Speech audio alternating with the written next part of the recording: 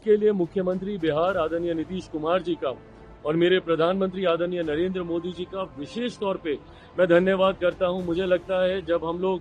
कल्याण योजनाओं का जिक्र करते हैं, ऐसे में महिला सम्मान की ये योजना देश की आधी आबादी। मेघालय का पेविलियन मैं मानता हूं कि वर्ल्ड फूड इंडिया की सोच को पूरी तरीके से धरातल पर उतारने का कार्य कर रहा है। वर्ल्ड फूड इंडिया का आयोजन इसी लक्ष्य के साथ किया गया था कि कैसे भारत के अलग अलग राज्य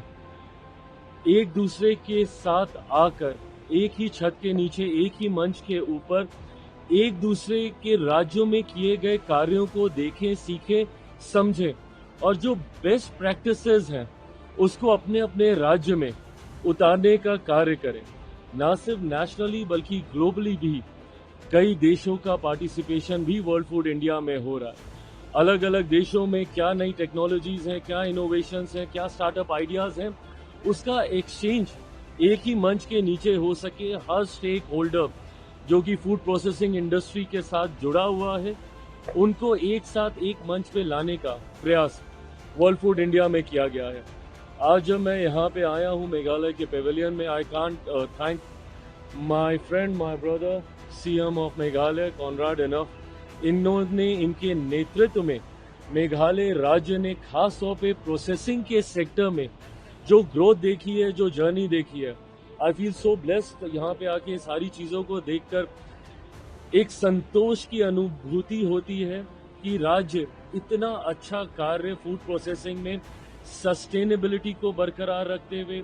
ऑर्गेनिक प्रोडक्ट्स को किस तरीके से हम लोग बढ़ावा दे सकते हैं, उसका सबसे खूबसूरत उदाहरण यहाँ पे पेश किया गया है।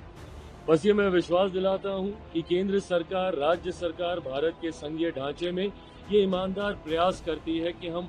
हर राज्य को जो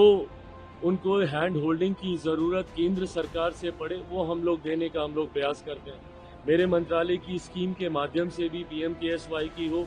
PMFME की स्कीमें हो, ऐसे राज्यों में और खास तौर पे प्रधानमंत्री आदरणीय नरेंद्र मोदी जी की सोच नॉर्थ ईस्टर्न राज्यों को लेकर हमेशा से बहुत ज्यादा केयरिंग अप्रोच उनका रहा है। हमारी मंत्रालयों की स्कीम में भी वो देखने को मिलता है, जहां बनिस्बत बाकी राज्यों के हम लोग नॉर्थ ईस्टर्न स्टेट्स को, मेघालय को, हम लोग सेंटर की तरफ से प्रयास करते हैं कि ज्यादा से ज्यादा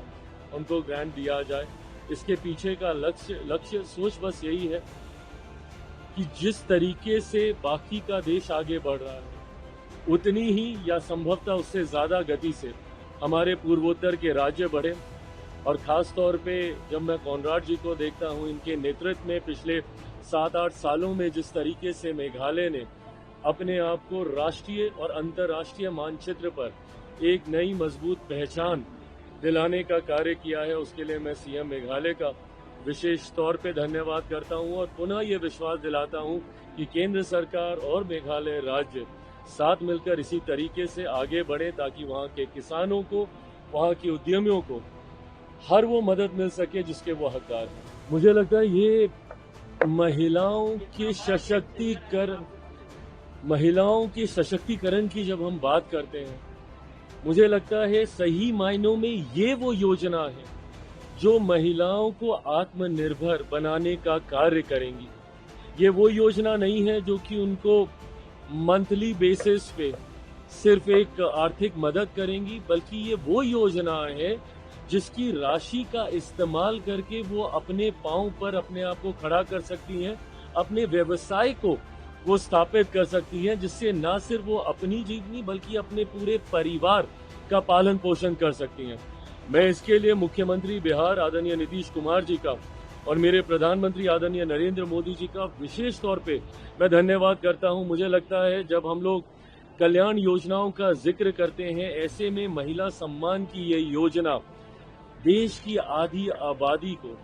न सिर्फ वो सम्मान देने का कार्य करती है, बल्कि उनको सशक्त बनाकर, आत्मनिर्भर बनाकर न सिर्फ खुद का ध्यान बल्कि अपनी क्षमता पर वो पूरे परिवार का ध्यान दे सके, उसके लायक बनाती हैं। उसके लिए उसको वो मजबूती देने का कार्य करती हैं। Thank you.